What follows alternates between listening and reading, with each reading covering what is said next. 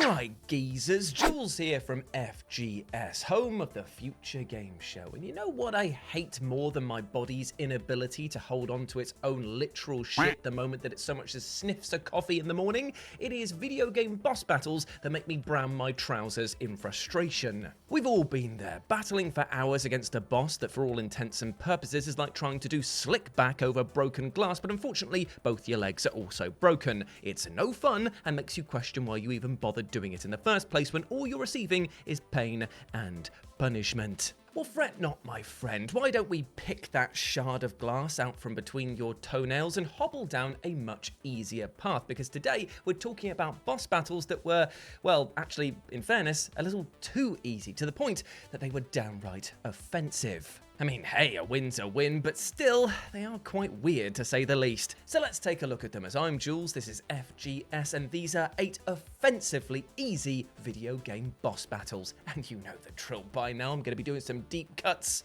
baby. So stay tuned for some games that you probably haven't heard of, or ones that you need to know more about. Mwah, little kiss on the top of the head for you, let's go. Number 8, Nemeroth, Warhammer 40k, Space Marine.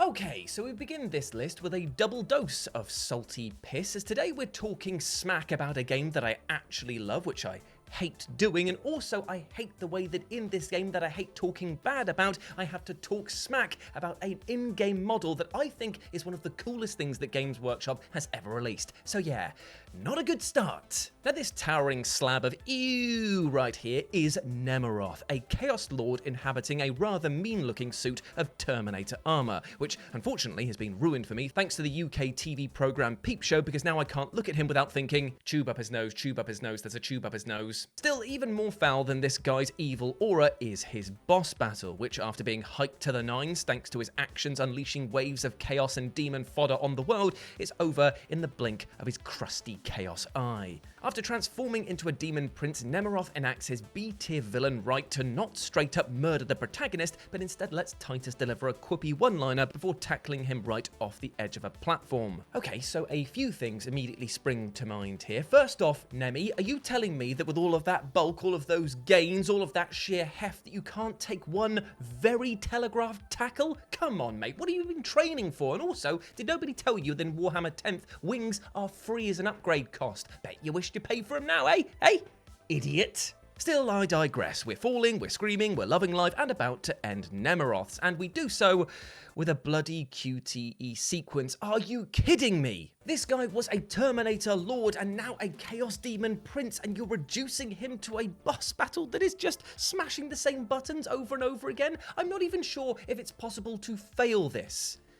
I barely press the buttons sometimes and I still eke out a victory. I dislike it immensely, and you've done both of those models a disservice, so boo. Boo on you, boo. Number 7, Brainiac, Superman 64. So, as we all know, Superman 64 for the N64 is akin to fizzy dog vomit, in that it is both disgusting to look at and about as fun to play with, and most right-minded people usually tap out when you come to the rings of suffering. But still, if you're an absolute sadist, you can push on into the game further. Why you'd want to do that? Well, you've got your own demons to work through, clearly. But those who hoped that the game might get any better were surely disappointed to find that much like having your nan detail the birds and the bees to you in great detail only gets worse the more they carried on. And this sorry state of affairs culminated in a boss battle that is so comically broken that it becomes plain old offensive. In the final moments of the game, Lex Luthor calls in his pal Brainiac in order to give Superman an old-fashioned concussion. Yet as soon as the battle begins, you'll notice that something is terribly, awfully wrong. For you see, dear friends, despite being a well-known antagonist in the DC universe, famed for his brains, Brainiac here has unfortunately got none of his own, because it turns out the devs straight up forgot to program him with any AI routines. He literally just stands there while you punch him square in his giant head over and over and over again. And it makes you realise that this, right here, might actually be the true expression of Superman 64, a broken, half-finished mess that inverts your expectations in the worst ways possible, and which is such a depressing experience that you could actually convince yourself that Brainiac is actually the smartest one in the room, because he's just letting you put him out of his misery over staying in this digital skipfire for a moment longer. Don't zoom in. Now, before we move on to our next entry, which I'm told by scientists is 100% a deep cut, baby, I just want to ask you for a little bit of support and to try and clear the record. For you see, my friends, I've looked at the comments. I've seen that people are saying, what, did Jules leave What Culture? Yes, I have left What Culture as a full-time employee and have made my new home here on the FGS YouTube channel. So please, if you want to see your boy every single week alongside my amazing friends and get your daily dose of gaming content, then subscribe to the FGS YouTube channel. Thank you very much. Are we all clear? Now let's get on with this list. And a deep cut, baby! Number 6, The Demon King, Shadow Tower. Now, here's the thing. When it comes to doing lists like this, there is a little bit of a micro flex that some game journalists like to do, which is basically take a very hard video game series and choose an easy boss from them. And notably, it comes down to From Software and the Dark Souls or Soulsborne games. So most people will talk about, like, I don't know, Pinwheel or the Mist Noble, aka the fog fucker who just makes you go around doing all that sort of shite in Sekiro. But you know what? That's not enough. That's a microflex. Everyone expects you to do that. So what I've done is I've gone further. I've gone into the deepest of cuts in order to bring another From Software title that not many people have heard of. Oh, I'm so devilish, Seymour. So let's talk about Shadow Tower for the PS1 and its final boss, the Demon King. Now, I won't lie. This game, much like an upbringing in which you were beaten with actual thick hardback novels of Charles Dickens' works, is hard times. Pause for laughter. Thank you. And contains a ton of proto-bullshit that would go on to inform the more cheekier From Software's game design choices. Enemies that hit like they have trains for fists, unforeseen deaths, and of course moments that make you question whether you'll ever be able to experience joy again. All are common in Shadow Tower, yet all culminate in a boss battle that is without a doubt offensively easy. This, my friends, is the Demon King, and I'll tell you this for none, he looks as good as he fights well, meaning that a delicate sponge bath is likely to be more damaging than this gangly wailing flailer. Hell, this big dopey blancmange even cries out in pain the moment you attack him, as if he's suddenly realizing that maybe taking on a being that killed all of his minions might not have been an easy task. With just a few more swings, you've killed the king and you're left thinking to yourself, what the fuck just happened? Number 5, Zinyak, Saints Row 4, Enter the Dominatrix. Now, while most of the entries on this list are disappointing to the player, there's actually a boss battle that is disappointing to the boss themselves, and they let you bloody know about. Such is the case of Zinyak in Saints Row 4 Enter the Dominatrix. Now, in the vanilla experience of Saints Row 4, Zinyak is most definitely the big bad, and thanks to his supreme tech and powers, is able to provide a pretty stiff challenge to the Saints throughout. However, the DLC Enter the Dominatrix upends this entirely. Here we see an alternative take on the Zin Empire invasion, and let's just say that Zinyak has been skipping leg day, arm day, and taking more than one bullet to the dome day as he goes down in just one shot from our saintly leader. Yet what makes this experience even more strange is that Zinyak himself comments on the fight in a manner similar to a behind-the-scenes commentary track, noting that this was meant to be his big moment and that his health bar, while appearing huge, depletes quicker than my energy at an influencer event. Seriously, nobody needs to see your 15 staged photos of you drinking a bottle of water. Just live your goddamn life, man. You know what? It's not my battle. It's not my battle, old man. And neither is it Zinyak's battle this time around, as he's done away with in a rather dismissive manner, something the alien takes keen note of and departs quickly after from narration duties. Number 4, Jar Bosses. Various games. Now, you might be looking at the title of this entry and think to yourself, Jules, you strange-looking creature with the smallest eyes that are also the most puffy. What are you on about? Jar Bosses? Are we talking about Jar Jar Binks and how he's a secret Sith Lord? Are we talking about how an unopened jar of protein shake can cause a bodybuilder to go into a boohoo baby? No, my friends, we're talking about the rather strange occurrence of video game bosses that end up being, I don't know, beings, brains, or just fish in jars that can be knocked off the table and killed in one hit. And because they're in these jars, they can't fight back in the slightest, despite them often proving to be a right thorn in the penis before these encounters. In Space Silicon Valley, Point Lookout for Fallout 3, Avalon for the ZX Spectrum, and of course in Earthworm Jim,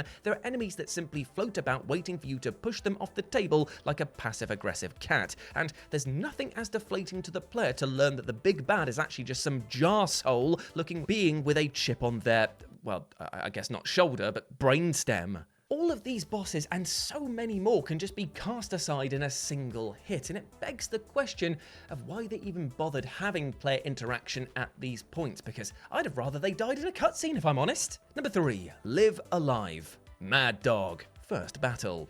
So, being an easy boss is one thing, but being an easy boss that you literally cannot lose to, well, that is most definitely another brand of, well, fuck me, I guess. And unfortunately for Mad Dog in Live Alive, that's his role. Because Mad Dog here was probably foaming at the mouth to find out that he was going to become the easiest boss, not just in this stellar RPG, but of most of the bloody genre. Upon starting the Wild West, which as we all know is the hard counter to the Extreme East brand of storytelling adventure of Sundown, you're immediately thrown into the deep end of combat via an early encounter with Mad Dog, who wants to put some lead in your belly and a snake in your boot and a spittoon in your ear. I don't know what cowboys do for fun. However, there is just one slight problem. Mad Dog is utter dog dick when it comes to fighting, and the battle is so weighted against him that you can actually win by doing nothing. And this is because Sundown has a counterattack ability built into this battle, meaning that whenever Mad Dog has popped around into you, he gets a slug right back in the dome as a receipt, meaning that you could actually just stand there sipping potions or even passing your turn and still win the battle. That is not good for the confidence, and I'm not gonna lie, with a name like Mad Dog, you had some expectations going into this battle. And while it does build up the legend of Sundown, it is definitely, well, it's an early flight to Paintown, USA for this old Aggie puppy over here. Woof. Number 2, Monster Party. Sorry, I'm dead. Pop quiz, my friends. What is easier than a boss that goes down in one hit? No, the answer's not blue, Chris. Why did you even say that? No, the answer is, weird, well, the answer is a boss that goes down in no hits. Confused? Well, you bloody well would be upon playing Monster Party for the NES. Now, for the most part, Monster Party is your typical platforming experience, albeit one with a colour palette that seems like you get a contact high from the screen. Yet, it's the boss battles that truly are the talking point of this experience, as they range from hopping tempura shrimp, wells that shoot coins at you, a cat in a box that fires out hairballs, and even a weird sprite of a punk rocker who attacks you with musical notes. Yet, the most memorable of these is actually the boss which proves to be the least threatening of the bunch, because upon entering one arena, you'll be confronted with the corpse of an enemy who informs you, sorry, I'm dead, before then doling out a quest item. It is a moment that will leave you utterly gobsmacked, and it's actually quite amazing that the devs thought to just implement this. They were like, you know what, let's just go with it. It's already crazy. What? This is just the cherry on top of the WTF cake. But unfortunately, even though it is rather clever and amazing that they actually bothered to go ahead with it, it is still deeply, offensively easy. And number 1, Kageki Fists of Steel, John C. Reilly. Right, okay, I know you've just heard that title and are thinking to yourself, wait, what the fuck? John C. Reilly is not a boss in Kageki Fist of Steel, Jules. What are you on about? But here's the thing. He definitely bloody looks like him. Kayla, just pick up a picture of that. You're telling me that these two don't look similar? Just me? No, I don't think so. And also, there's no game data informing you what the name of this actual boss is, so we're gonna just go ahead and call him John C. Reilly. Agreed? Agreed. Thank you very much. Say hello to Kageki Fists of Steel, a hybrid fighting game for the Mega Drive, in which you play as a boxer called Ken, who must battle his way to the top of a rundown building in order to rescue his girlfriend, who's been kidnapped by monsters. And for the most part, it's your usual fight first, ask questions never experience. Except something rather strange happens each time you defeat the boss of each floor, as upon detaching their retinas, Mr. Reilly over here will rush in and literally bin them off by throwing their still warm bodies down the drain. It's a rather cruel move, but it instills that this character is a figure of power and imposing dominance. Plus, when he finally decides to stop throwing his mates into the sewer and gets his own hands dirty, he arrives on the scene with a rather nasty surprise, wielding a flail and sporting that classic John C. Reilly smirk, the lovable rogue. Yet, in another twist, it turns out that you can put down this beloved actor in just one hit. He comes out, swinging his chain, thinking he's all that. He's not. He is most definitely not. He's down. He's gone. He's out of here. Weird, right? And even stranger still is the fact that according to internet rumour, if you decide to not punch this actor in the face and avoid appearing in a TMZ article, you can decide to just back away and just go, hey, whoa, I love you in Step Brothers. Fantastic work, my friend. If you do that for about 5 seconds or so, apparently the referee comes in and awards you the victory anyway. What is going on with this boss? Hilarious, stupid, but offensively easy. Why don't you punch me in the face? Punch me in the fucking face! And there we go, my friends. Those were 8 offensively easy video game boss battles. I hope that you enjoyed that, and please let me know what you thought about it down in the comment section below. As always, I've been Jules. You can go follow me on the social medias over here, and you can follow my lovely editor, Kayla, over here as well. But before I go, I just want to say one thing. Hope that you're treating yourself well, my friend, with love and respect, because you deserve the best. If you did anything else, then it would be offensive to you. And we've already covered a lot of offensive content so far, so don't do yourself dirty. Now, I know it can sometimes not be that easy to be kind to ourselves, but just remember, you deserve that love. You deserve that success. We all do as human beings, so stop being harsh to yourself. You deserve the bloody best, you massive ledge. As always, I've been Jules. You have been awesome. Never forget that, and I'll speak to you soon. Bye.